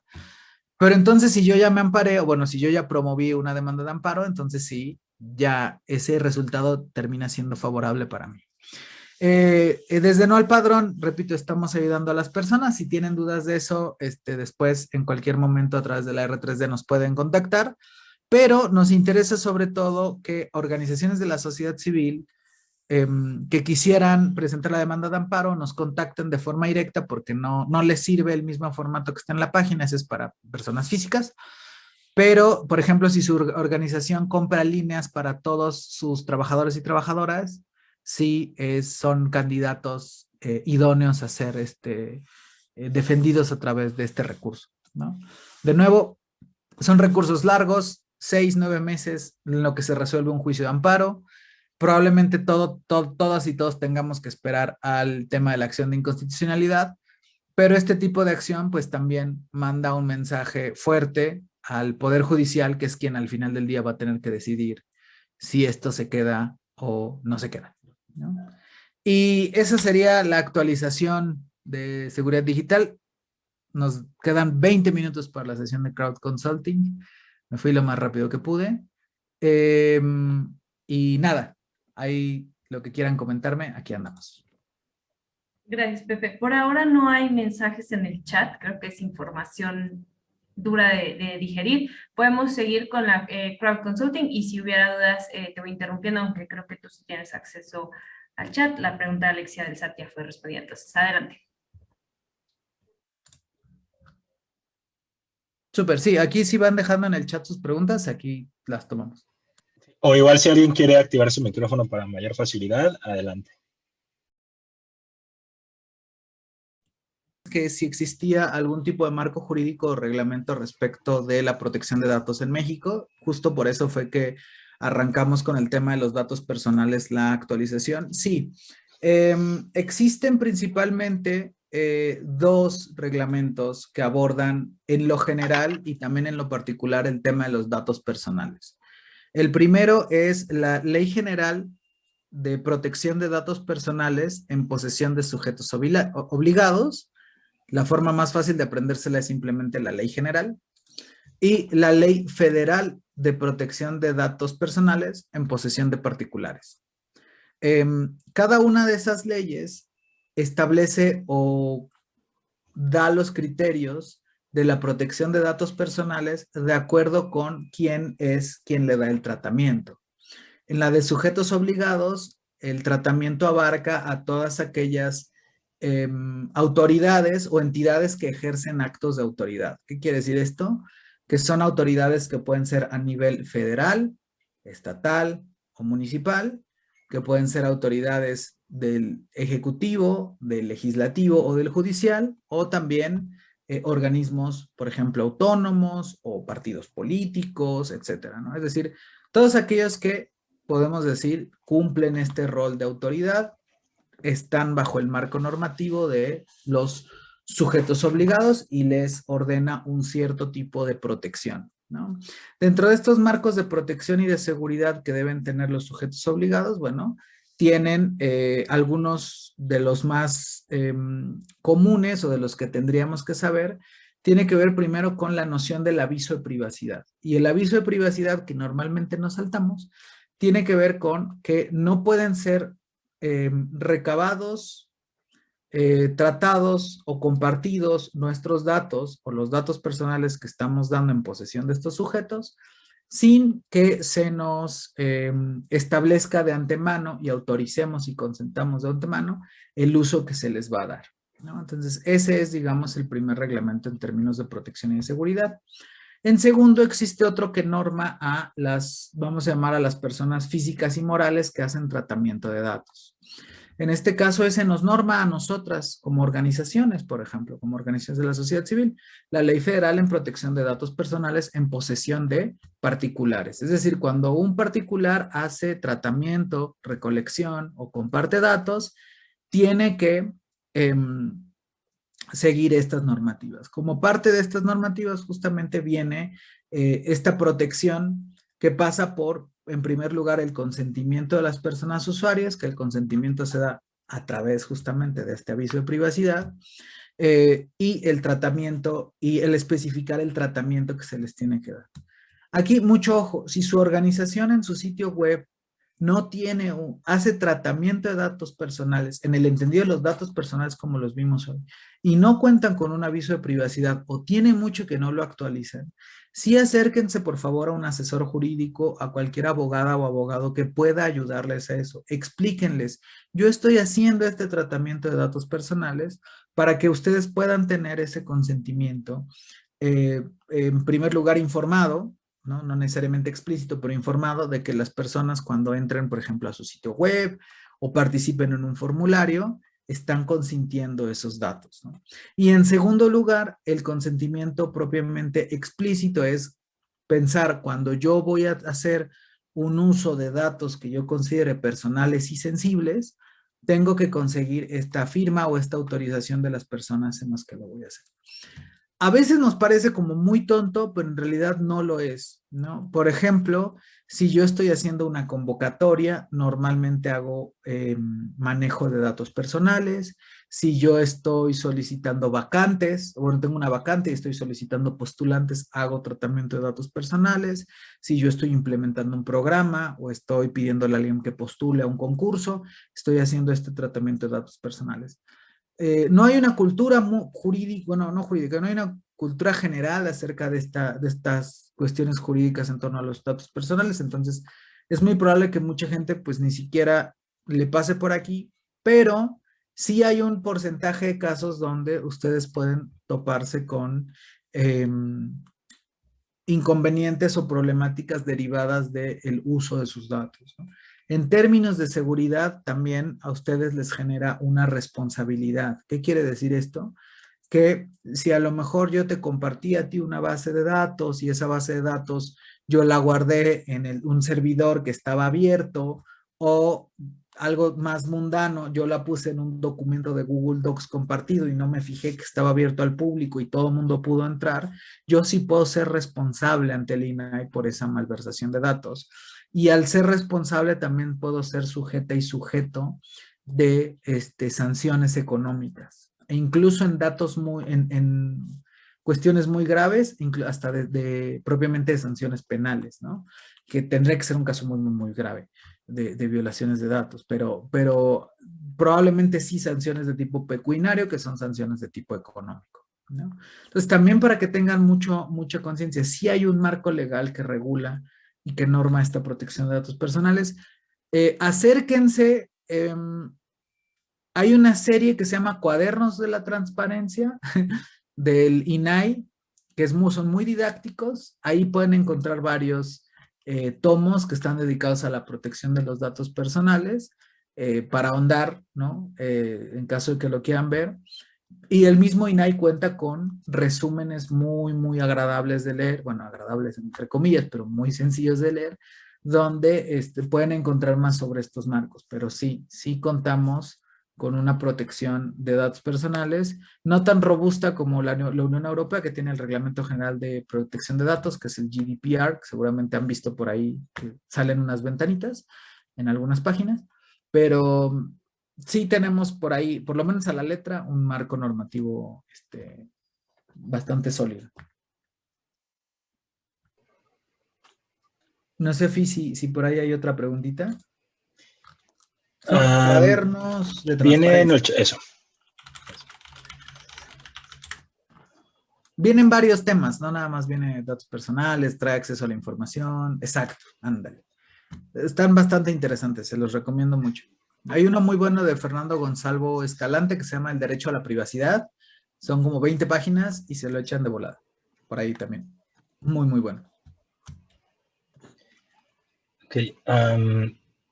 Si no tienen en el chat otra pregunta, puedo arrojar otra que nos hicieron previamente. Dale. Ok, aquí es un kit de 4 preguntas, que todas son relacionadas con contraseñas. Te las voy a tratar de abordar ahí juntas. La primera es: ¿cada cuándo se tiene que cambiar una contraseña? Principalmente en correos, redes, todo eso. Cada trainer, cada persona tallerista les va a decir, cada vez que cambies de cepillo de dientes, o cada vez que veas que hay una gran filtración o algo así.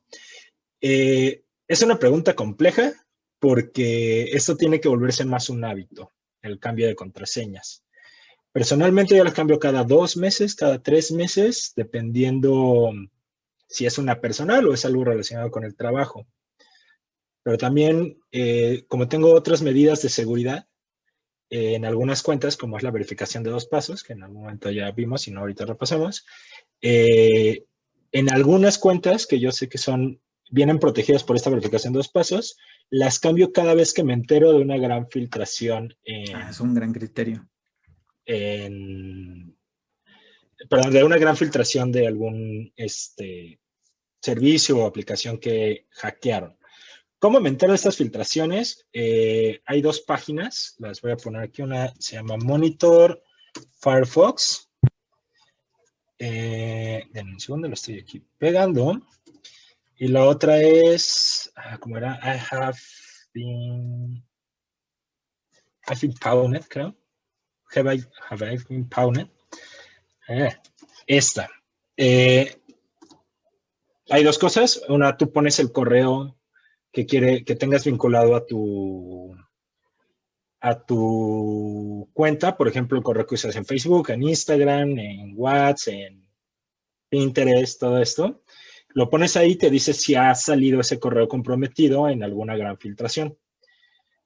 Plus, te permite generar una alerta. Una alerta es, tú pones tu correo y le dices a estos servicios, ya sea el de Firefox o al otro, avísame si mi correo aparece en una filtración futura. Entonces, normalmente recibo estos correitos y ya cuando llega uno de estos, la cambio. Y también les sirve para saber si ya han tenido comprometido en alguna cuenta. Ojo, nada más para que no genere confusión. Si ustedes meten un correo electrónico a esta página, no les dice que el correo per se fue hackeado. O sea, no es que tu Gmail esté hackeado, sino la cuenta, por ejemplo, la cuenta de Adobe con la donde usaste tu correo. Entonces, si tú tienes la misma contraseña de Adobe en tu correo personal, probablemente deberías cambiar sí o sí ya urgente tu cuenta, o sea, tu contraseña, perdón. Si usas distintas contraseñas en distintos servicios, bueno, estás un poco más seguro, pero procuren estar cambiando.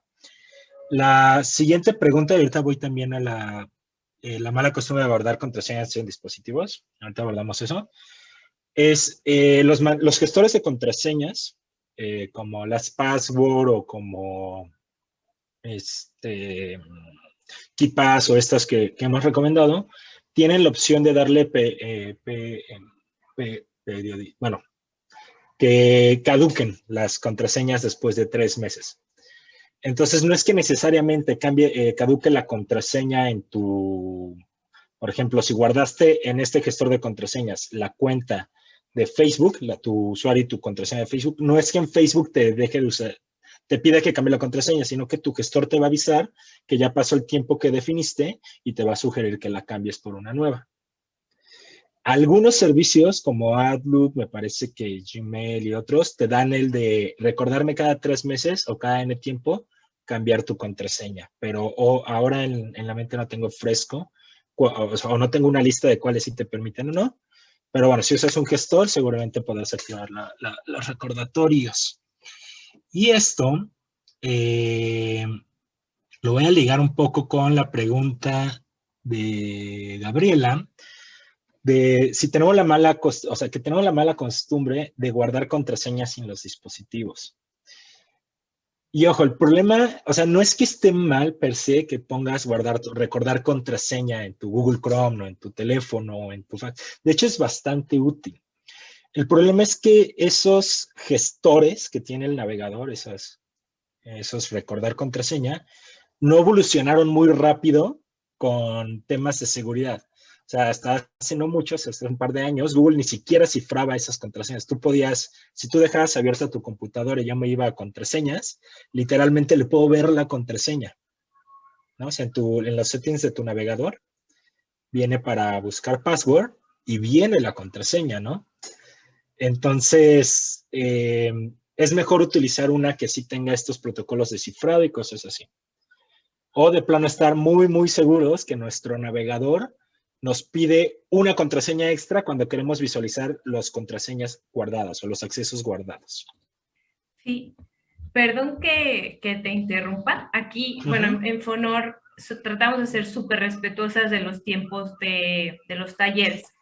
Este tema de contraseñas va a detonar algunas preguntas. De hecho, ya en una sesión pasada abordamos el tema de contraseñas y tenemos una próxima sesión el 15 de junio para que ahí la anoten en su agenda.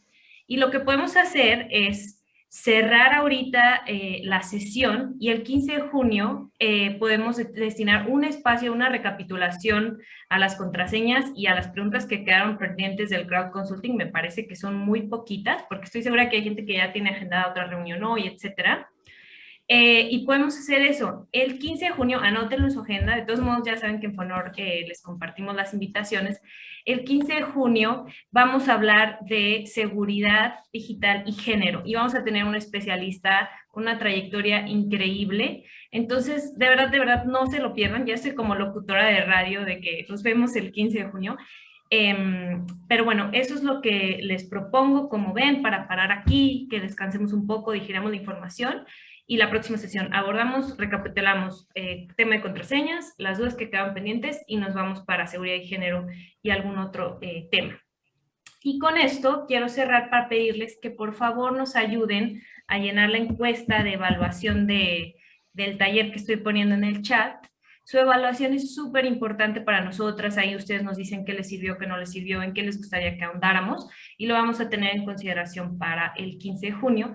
Esa sesión será por la tarde.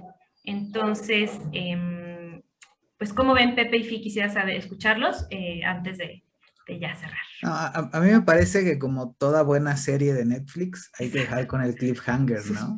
Sí. Entonces, no, y aparte el tema de las contraseñas es, como dice Fi, hay muchas recomendaciones y por supuesto podemos tener un pequeño apartado para, mándenos más dudas a través de Cristina, también es súper bueno que nos vayan mandando estas dudas para que el material lo podamos diseñar a partir justo de sus necesidades. Eso es lo que más nos importa a nosotros. Perfecto. Yo anoté algunas preguntas que quedaban pendientes en el chat, sobre todo lo que puso Tania, lo anoté. Y para la próxima sesión puedo mandarles también una liga en lo que pueden vaciar sus preguntas de manera anónima, o si no quieren que sean anónimas, me las pueden mandar a mi correo a María José y nos aseguramos de platicar con Pepe y Fi antes del 15 de junio. Por favor, llenen esa encuesta y si quieren ahí vaciar sus preguntas está genial. Les quiero agradecer muchísimo a Pepe y a Fi por esta sesión. La verdad es que su trayectoria es increíble y la manera en que nos presenta la información de manera digerible y sencilla, pues nos hace sentir protegidos. También